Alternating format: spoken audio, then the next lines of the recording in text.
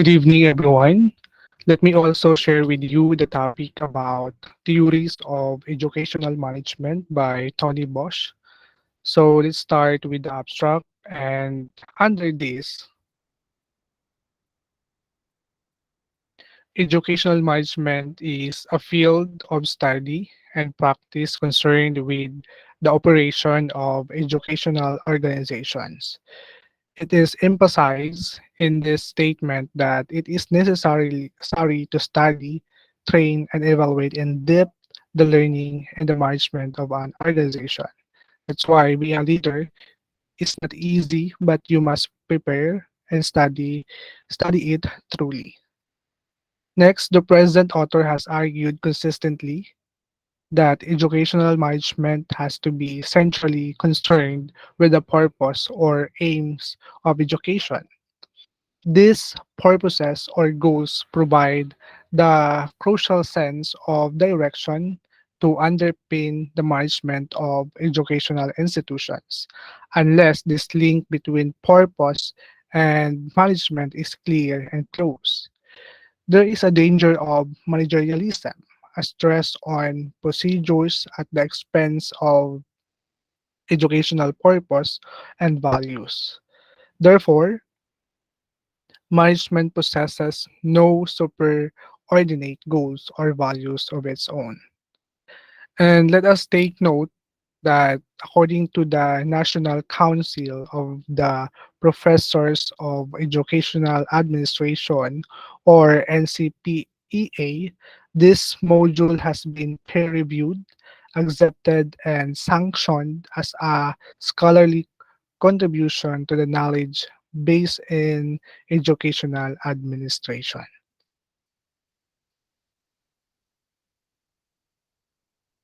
Under abstract, they also highlighted the aims of an organization, goal setting, and curriculum. The process of deciding on the aims of the organization is at the heart of educational management.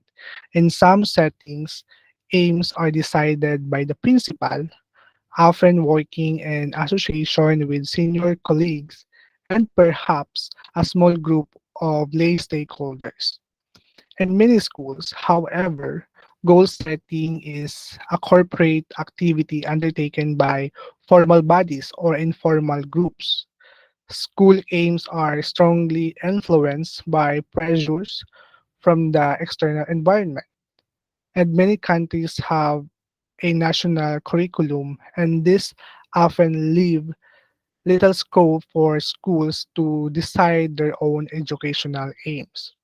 Institutions may be left with the residual task of interpreting external imperatives rather than determining aims on the basis of their own assessment of student need. The key issue here is the extent to which school managers are able to modify government policy and develop alternative approaches based on school level values and vision.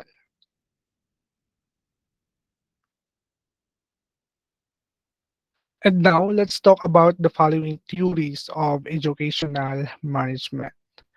First, distinguishing educational leadership and management. The concept of management overlap with two similar terms, leadership and administration. When we say leadership, is the action of leading a group of people or an organization, while the administration is the process or activity of running a business organization, or it also means that management of public affairs, a government. And based on the article, there are certain countries that management is widely used, like in Britain, Europe, and Africa. For example, administration is preferred in the United States, Canada, and Australia. Therefore, leadership is of great contemporary interest in most countries in the developed world.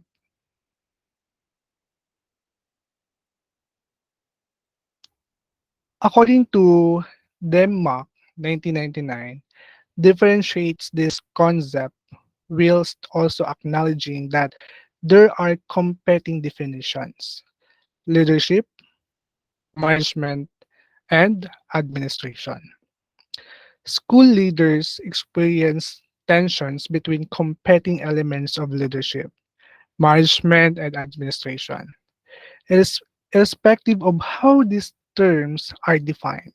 School leaders experience difficulty in deciding the balance between higher order tasks designed to improve staff, student, and school performance, called leadership, routine maintenance of present operations. It means management, and lower order duties means administration. Based on the article, administration is not associated with lower order duties like in the US, but may be seen as the overarching term, which embraces both leadership and management. According to Cuban 1988 provides one of the clearest distinctions between leadership and management. By leadership, it means influencing others' actions in achieving desirable ends. Managing is maintaining efficiently and effectively current organizational arrangements. So, both managing and leading and attach no special value to either sense since different setting and times call for varied responses. Therefore, my fellow leaders, let's take note that leadership and management need to be given equal prominence if schools are to operate effectively and achieve their objective. And also, according to Ballman and Deal, 1997, leading and managing are distinct, but both are important. And the challenge of modern organizations today requires the objective perspective of the manager as well as the access of vision and commitment wise leadership provides.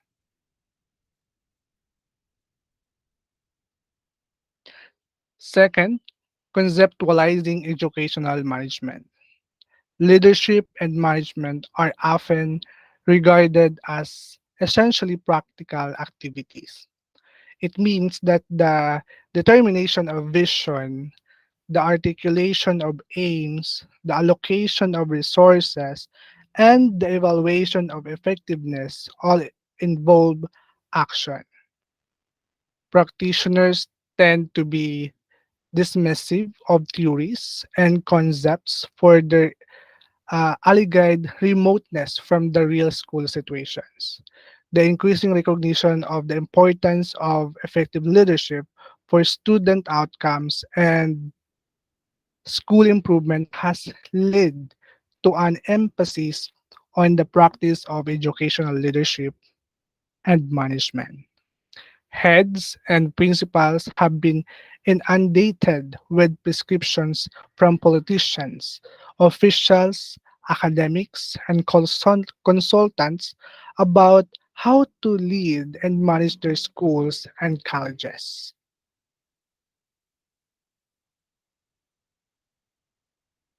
Third, the relevance of theory to good practice. According to Copland et al. 2002, it is wishful thinking to assume that experience alone will teach leaders everything they need to know.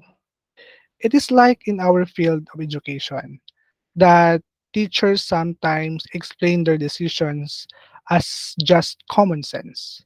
However, such apparently pragmatic decisions are often based on implicit theories. When a teacher or a manager takes a decision, it reflects in part the person's view of the organization.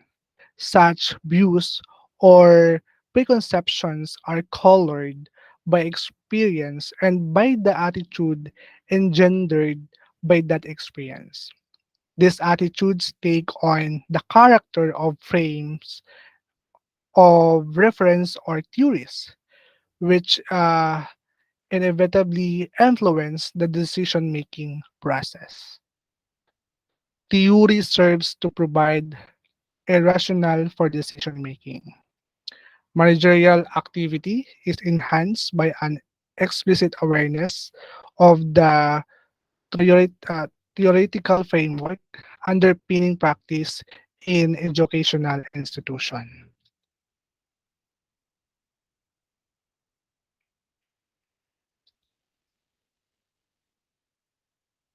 According to Glaser and Strauss, 1967, there are three main arguments to support the view that managers have much to learn from an appreciation of theory, providing that it is grounded firmly in the realities of practice.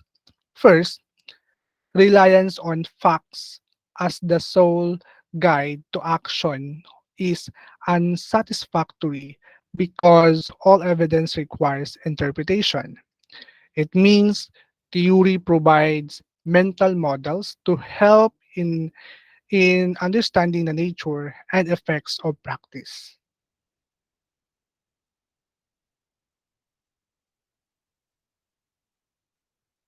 Second, dependence on personal experience in interpreting facts and making decisions is narrow because it discards the knowledge of others.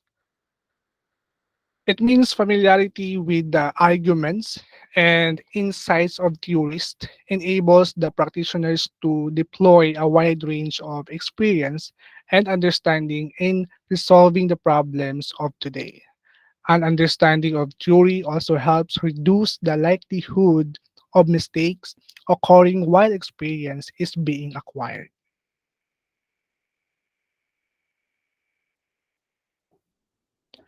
Third, experience may be particularly unhelpful as the sole guide to action when the practitioners begins to operate in a different context. Organizational variables may mean that practice in one school or college has little relevance in the new environment. A broader awareness of theory and practice may be valuable as the manager attempts to interpret behavior in the fresh situation.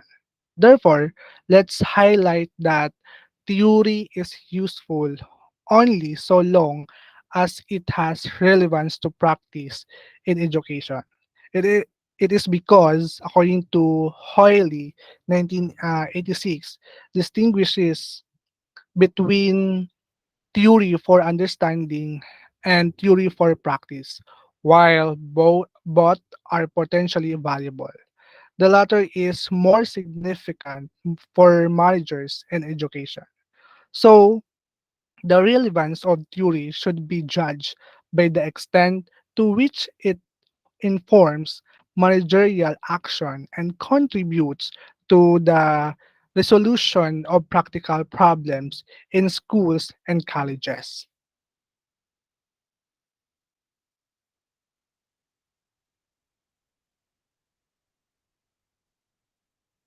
Under the relevance of theory to good practice, we should also know about the nature of theory and the characteristics of theory.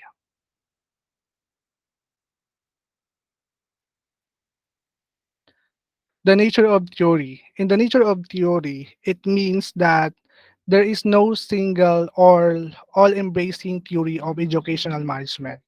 In part, this reflects the astonishing diversity of educational institutions ranging from small rural elementary schools to very large universities and colleges. It relates also to the varied nature of the problems encountered in schools and colleges, which require different approaches and solutions.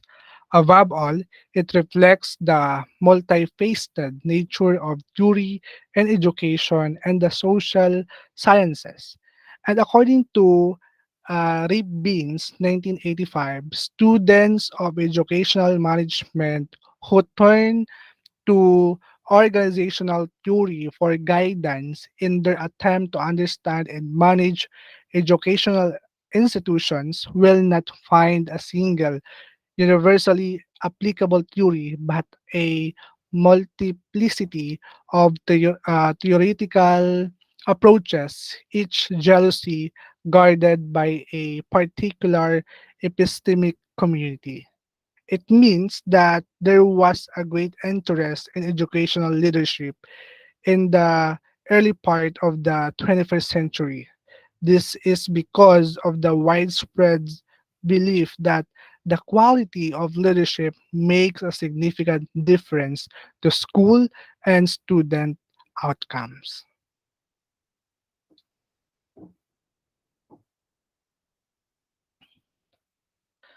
The characteristics of theory. Under the characteristic of theory, let us know the most theories of educational leadership and management possess three major characteristics.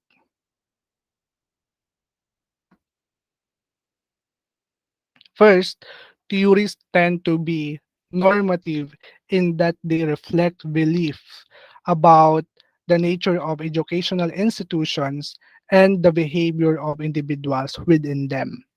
According to Semkins 1999, stresses the importance of distinguishing between descriptive and normative uses of theory. This is a distinction which is often not clearly made. The former are those which attempt to describe the nature of organizations and how they work, and sometimes to explain why they are as they are.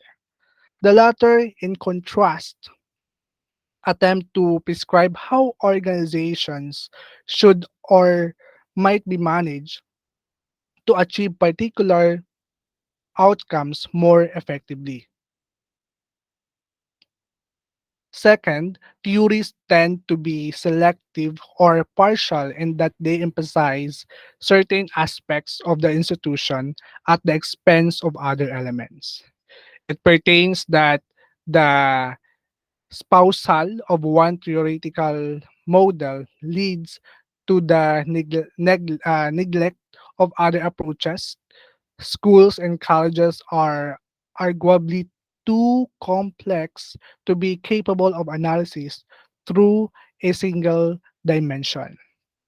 Third, theories of educational management are often based on or supported by observing of practice in educational institutions. In English 2002 says that observation may be used in two ways. First, observation may be followed by the development of concept, which then become theoretical frame. Such perspectives based on data from systematic observation are sometimes called grounded theory because such approaches are derived from empirical inquiry in schools and colleges. They are more likely to be perceived as relevant by practitioners. And secondly, researchers may use a specific theoretical framework to select concepts to be tested through observation. The research is then used to prove or verify the efficacy of the theory.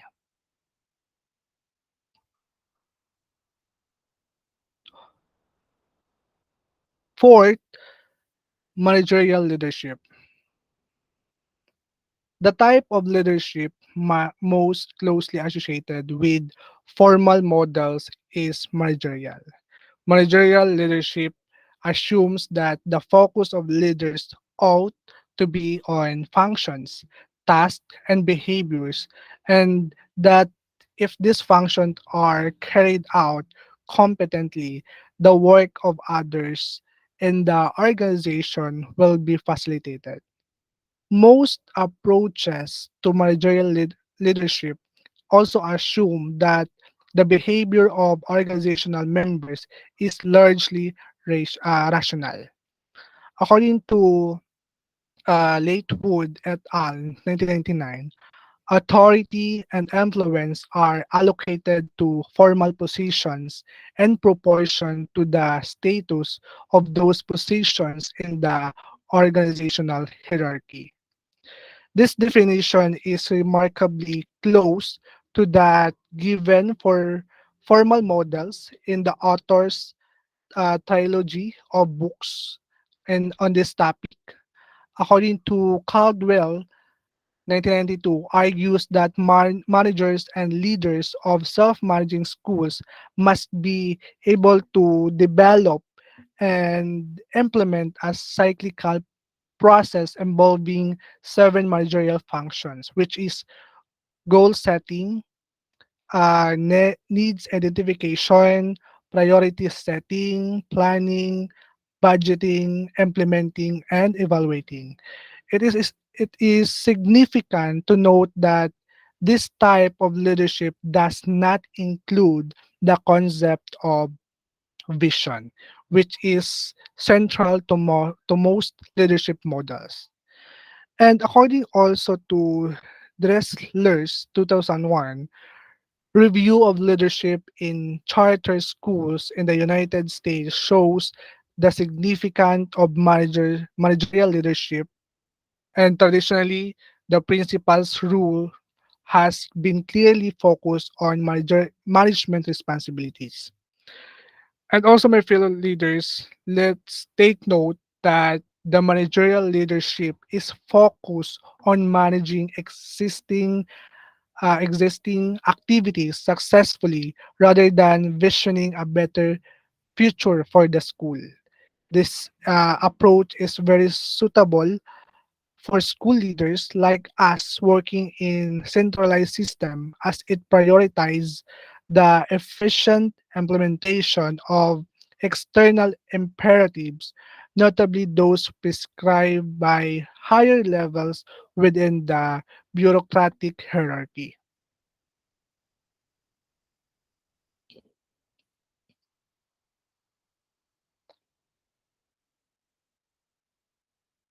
Under managerial leadership, let us also know the following: the limitation of formal models. It emphasized that there are five specific weaknesses associated with formal models. First, it may be unrealistic to characterize schools and colleges as goal oriented organizations. It is often difficult to ascertain the goals of educational institutions. It means informal objective may have little operational relevance because they are often vague and general because there may be many different goals competing for resources and because goals may emanate from individuals and groups as well as from the leaders of the organization. Even where the purposes of schools and colleges have been clarified, there are further problems in judging whether objectives have been achieved. Policymakers and practitioners often rely on examination performance to assess schools, but this is only one dimension of the educational process. Second, the portrayal of decision making as a rational process is fraught with difficulties. It emphasizes the belief that managerial action is preceded by a process of evaluation of alternatives and considered choice of the most appropriate option is rarely substantiated. Much human behavior is irrational, and this inevitably influences the nature of decision making and education. According to Wake 1976, for example, asserts that traditional practice is the exception rather than the norm. Third, formal models focus on the organization as an entity and ignore or underestimate the contribution of individuals. Based on the article, they assume that people occupy preordained positions in the structure and that their behavior reflects their organizational positions rather than their individual qualities and experience. Fourth, a central assumption of formal models is that power resides at the apex of the pyramid. It means that the principals possesses authority by virtue of their positions as the appointed leaders of their institutions. This focus on official authority leads to a view of institutional management which is essentially top-down policy is laid down by senior managers and implemented by staff lower down the hierarchy. Their acceptance of managerial decision is regarded as unproblematic, as a, unproblematic. With this, organizations with large numbers of professional staff tend to exhibit signs of tension between the conflicting demands of professionalism and the hierarchy. Formal models assume that leaders, because they are appointed on merit, have the competence to issue appropriate instruction to subordinates. Professional organizations have different ethos with expertise distributed widely within the institution. This may come into conflict with professional authority. Fifth, formal approaches are based on the implicit assumption that organizations are relatively stable. It emphasizes that individuals may come and go, but they slot into predetermined positions in a static structure. Because, according to Ballmer and Deal 1997, organizations operating in simpler and more stable environment are likely to employ less complex and more centralized structures with authority, rules, and policies as the primary vehicles for coordinating the work. So, the assumptions of stability are unrealistic in contemporary schools. And also, according to March and Olsey 1976, are right to claim that individuals and themselves in more complex, less stable, and less understood world than that prescribed by standard theories of organizational choice.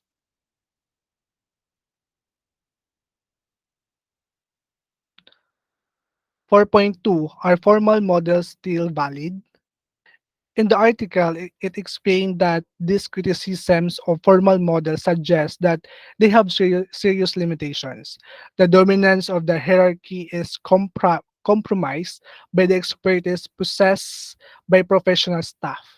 The supposed rationality of the decision making process requires modification to allow for the pace and complexity of change.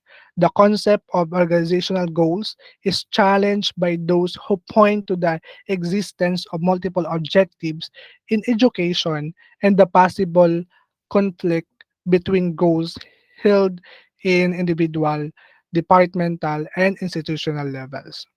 According to Owens and Shaft 1992, rationalistic bureaucratic notions have largely proven to be sterile and to have little application to administrative practice in the real world. Despite these limitations, it would be inappropriate to dismiss formal approaches as irrelevant to schools and colleges. The other models discussed in this chapter were all developed as a reaction to the perceived weaknesses of formal theories. However, these alternative perspectives have not succeeded in dislodging the formal models, which remain valid as partial descriptions of organization and management in education.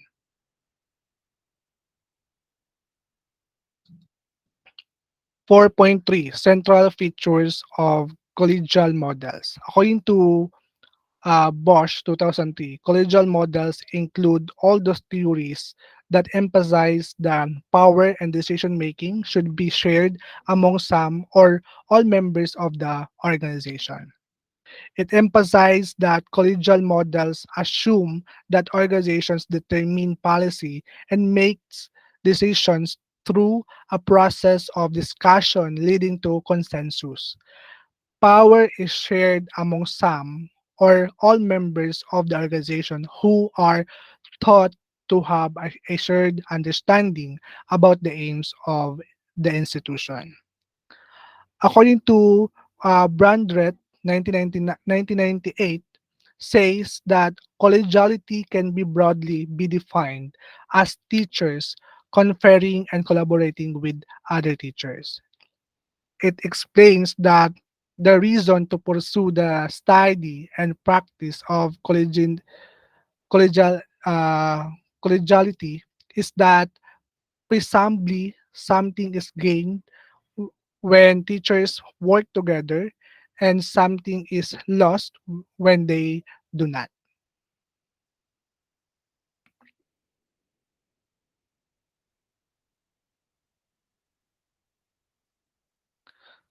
The central features of collegial models have the following major features. First, they are strongly normative in orientation. It means that the advocacy of collegiality is made more on the basis of prescription than on research-based studies of school practice, according to Webb and Vogliami, 1996. Second, collegial models seem to be particularly appropriate for organizations such as schools and college that have significant numbers of professional staff. Teachers have authority of expertise that contrasts with the positional authority associated with formal models. Teachers require a measure of autonomy in the classroom, but also need to collaborate to ensure a coherent approach to teach and learning according to Brandreth 1998. Collegial models assume that professionals also have a right to share in the wider decision-making process. Shared decisions are likely to be better informed and are also much more likely to be implemented effectively. Third, collegial models assume a common set of values held by members of the organization. These common values guide the managerial activities of the organization and are thought to lead to shared educational objectives. The common values of professionals form part of the justification for the optimistic assumption that it is always possible to reach agreement about goals and policies. According to Brandreth, 1998 goes farther in referring to the importance of shared vision as a basis for collegial decision making. Fourth, the size of decision-making groups is an important element in collegial management. They have to be sufficiently small to enable everyone to be heard. This may mean that collegiality works better in elementary schools or in subunits than at the institutional level in secondary schools. Meetings of the whole staff may operate collegially in small schools but may be suitable only for information exchange in larger institutions. The collegial model deals with this problem of scale by building in the assumption that teachers have formal representation within the various decision-making bodies. The democratic elements of formal representation rest on the allegiance owed by participants to their constituents according to Bosch 2003. Fifth, collegial models assume that decisions are reached by consensus. The belief that there are common values and shared objectives leads to the view that it is both desirable and possible to resolve problems by agreement. At this point, the decision-making process may be elongated by the search for compromise, but this is regarded as an acceptable price to pay to maintain the aura of shared values and belief. According to Bosch 2003, the case for consensual decision making rests in part on the ethical dimension of collegiality. Imposing decisions on staff is considered morally uh, repugnant and inconsistent with the notion of consent. Next, 4.4 participative leadership. Because policy is determined within a participative framework, the principal is expected to adopt participative leadership strategies. Heroic models of leadership are inappropriate when influence and power are widely distributed within the institution. According to Baldridge et al. 1978, the collegial leader is at most a first among equals in an academic organization supposedly run by professional experts. It means that the collegial leader is not so much as star standing alone as the developer of consensus among the professionals who must share the burden of the decision. While transformational leadership is consistent with the collegial model in that it assumes that leaders and staff have shared values and common interests, and so the leadership model most relevant to collegiality is participative leadership, which assumes that the decision-making processes of the group ought to be the central focus of the group. This is a normative model underpinned by three criteria according to Late Wood.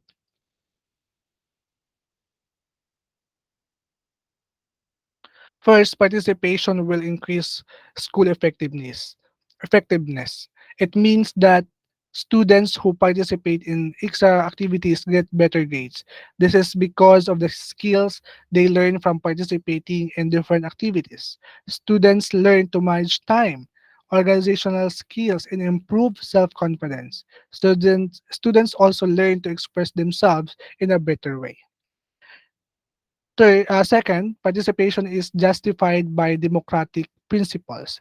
It emphasizes that participatory democracy or participative democracy emphasize the broad participation of constituents in the direction and operation of political system. And as leaders, it is also help us to improve an individual's self-esteem, self-confidence, and self-awareness. Being able to be in control of decision making gives people a sense of autonomy over their lives, so they will feel valued, know that they have a voice, and be able to influence the quality of their care. Third, leadership is potentially available to any legitimate stakeholders. It means that leadership is seen as one person exerting influence over others towards a common goal, with a tendency to reflect personal and professional values. Next, 4.5 Limitations of collegial models. Collegial models have been popular in the academic and official literature on educational management since the 1980s. However, their critics point to a number of limitations. First, collegial models are so strongly normative that they tend to obscure rather than portray reality. Percepts about the most appropriate ways of managing educational institutions mingled with descriptions of behavior. While collegial collegiality is increasingly advocated, the evidence of its presence in schools and colleges tends to be sketchy and incomplete. The collegial literature often confuses descriptive and normative enterprises. The collegial idea of round table decision making does not accurately reflect the actual processes in most institutions. Second, collegial approaches to decision making tend to be slow and cumbersome. When policy proposals requires the approval of a series of committees, the process is often tortuous and time consuming. Participants may have to endure many lengthy meetings before issues are resolved. This requires patience and considerable investment of time.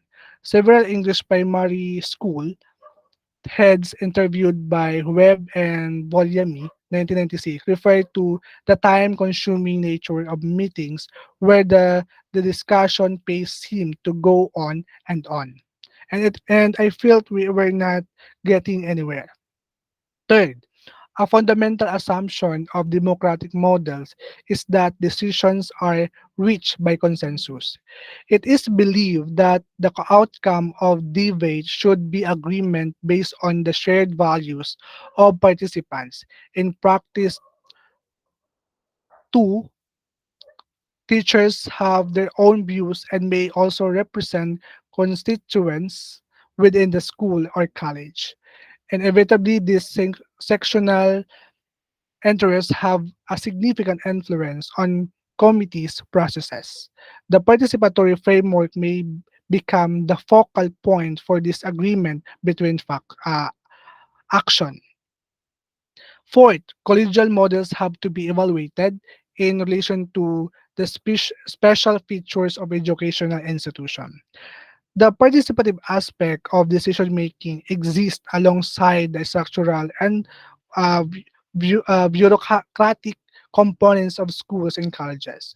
Often there is tension between these rather different models of management. The participative elements rest on the authority of expertise possessed by professional staff, but this rarely trumps the positional authority of officials, leaders, or the formal power of external bodies. Brundtland 1998 claims that collegiality is inevitably the handmaiden of an ever increasingly centralized bureaucracy. Fifth,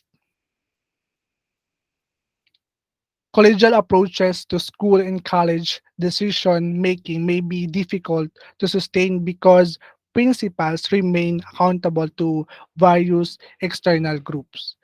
They may experience considerable difficulty in defending policies that have emerged from a collegial process but do not enjoy their personal support. Brandrit 1998 is right to argue that heads need to be genuinely brave to lend power to a democratic forum which may make decisions with which the head teacher may not themselves agree. 6. The effectiveness of a collegial system depends in part on the attitude of staff. It means that if they actively support participation, then it may succeed. If they display apathy or hostility, it seems certain to fail. Wallace 1989 argues that teachers may not welcome collegiality because they are disinclined to accept any authority intermediate between themselves and the principal. 7. Collegial processes in schools depends even more on the attitude of principals than on the support of teachers. It emphasizes that participative machinery can be established only with the support of the principal, who has the legal authority to manage the school. Hoyle 1986 concludes that its dependence on the principal supports limits the validity of the collegiality model.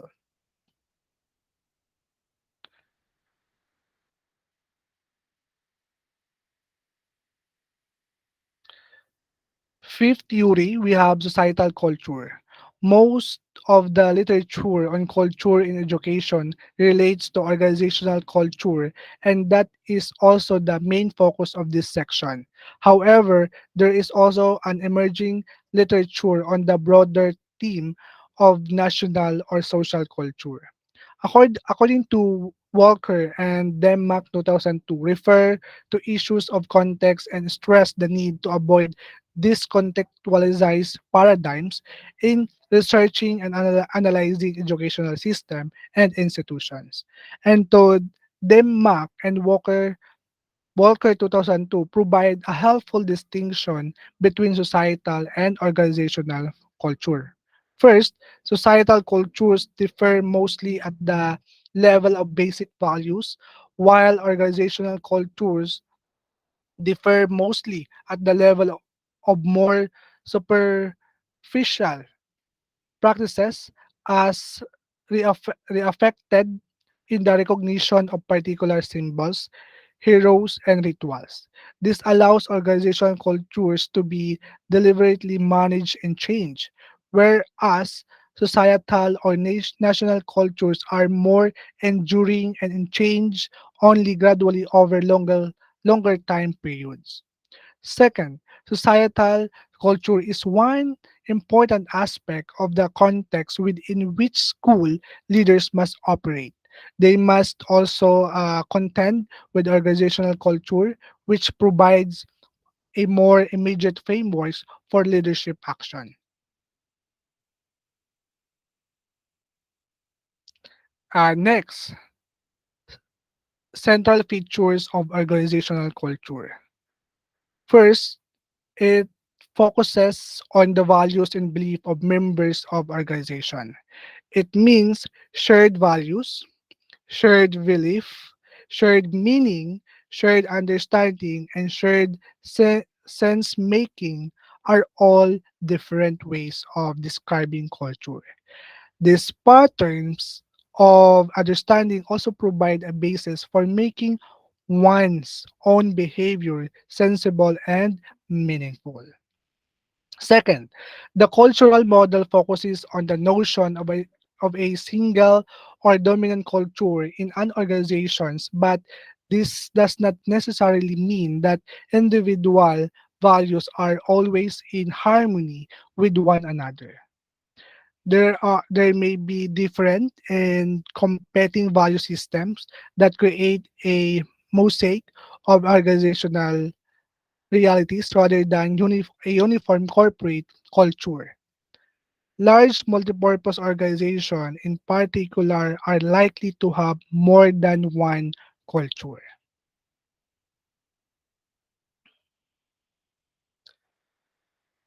Third, organizational culture emphasizes the development of shared norms and meanings. The assumption is that interaction between members of the organization or its subgroups eventually leads to behavioral norms that gradually become cultural features of the school or college. Fourth, these group norms sometimes allow the development of a monoculture in a school with meanings shared throughout the staff, the way we do things around here. It is already noted, however, that there may be several subcultures based on the professional and personal interests of different groups. These typically have internal coherence but experience difficulty in relationships with other groups whose behavioral norms are different. Fifth, culture is typically expressed through rituals and ceremonies which are used to support and celebrate belief and norms. Schools are rich in such symbols as assemblies, prize giving, and corporate worship. Symbols are central to the process of constructing meaning. 6. Organizational culture assumes the existence of heroes and heroines who embody the values and belief of the organization. These honored members typically the behaviors associated with the culture of the institution. According to Campbell Evans 1993, stresses that heroes or heroines are those whose achievements match the culture. Choice and recognition of heroes occurs within the cultural boundaries identified through the value filter. The accomplishments of those individuals who come to be regarded as heroes are compatible with the cultural emphasis, also according to Bosch 2003. 6.1 Moral Leadership. Leaders have the main responsibility for generating and sustaining culture and communicating core values and belief both within the organization and to external stakeholders according to Bosch 1998. Principals have their own values and beliefs arising from many years of successful professional practice. They are also expected to embody the culture of the school or college. According to Shane, 1997, argues that cultures spring primarily from the belief, values, and assumptions of founders of organizations. However, it should be noted that cultural change is difficult and problematic. According to Hargreaves, 1999, claims that most people's belief, attitudes, and values are far more resistant to change than leaders typically allow. The leadership model most closely linked to organizational culture is that of moral leadership. This model assumes that the critical focus of leadership ought to be on the values, belief, and ethics of leaders themselves.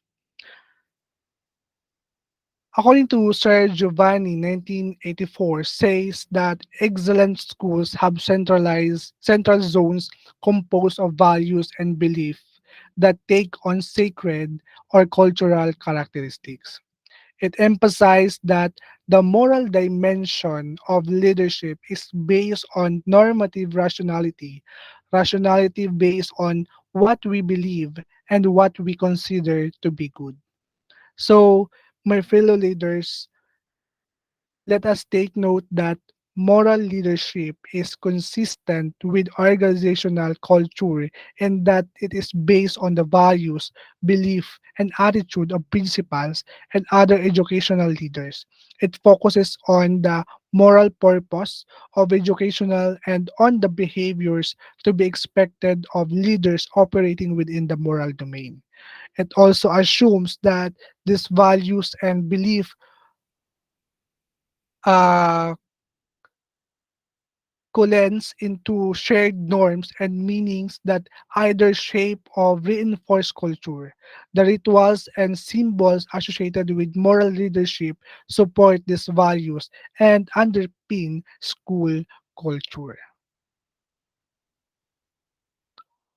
Next, we have comparing the management models. Under this, the search for an all-encompassing model is simplistic, for no one model can describe the difficulty of decision processes in complex organizations such as universities and colleges, according to Baldridge et al. 1978.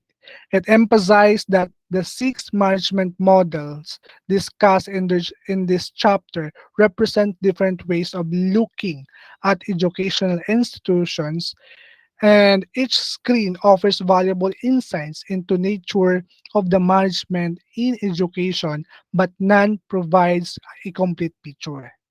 The six approaches are all valid analyses, but their relevance varies according to the context, each event, situation, or problem may be understood by using one or more of these models, but no organization can be explained by using only a single approach.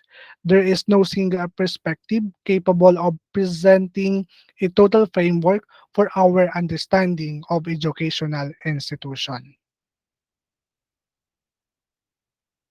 In this figure, the six models differ along crucial dimension, but taken together, they do provide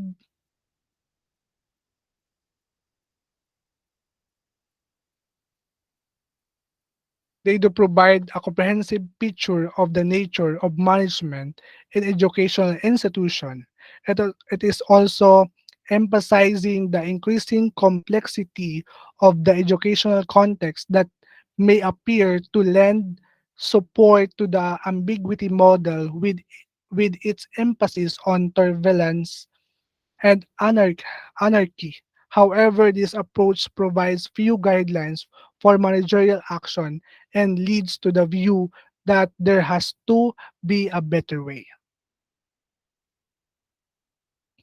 Next, we have attempts at synthesis. According to Morgan 1997, in any given situation, there may be many different tendencies and dimensions, all of which have an impact on effective management. It means that each of the models discussed in this volume offers valid insight into the nature of leadership and management in schools and colleges. Yet, all the perspectives are limited in that they do not give a complete picture of educational institutions, organizing are many things at once. They are complex and multifaceted. They are paradoxical. That's why the challenges facing management are so difficult. The inadequacies of each theorist taken singly have led to a search for a comprehensive model that integrates concepts to provide coherent analytical framework. It means, according to Chapman, stresses the need for leaders to develop this broader perspective in order to enhance organizational effectiveness.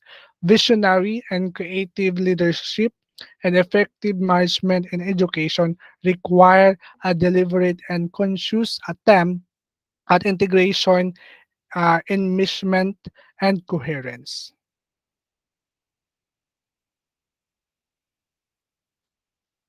Next, we have Theodicen 1983, links that subjected to the formal or systems model using analytical continuum.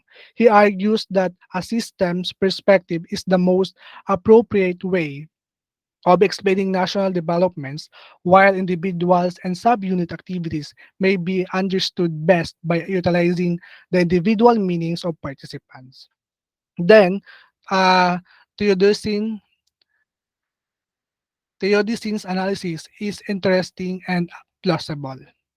It helps to describe the contribution of the formal and subjective models to educational management theory. And focusing on these two perspectives, however, it is necessarily ignores the contribution of other approaches, including the cultural model, which has not been incorporated into any of the synthesis applied to education. To conclude, it is widely recognized that appreciation of theory is likely to enhance practice. There remain relatively few published accounts of how the various models have been tested in school or college-based research. More empirical work is needed to enable judgment on the validity of the models to be made with confidence.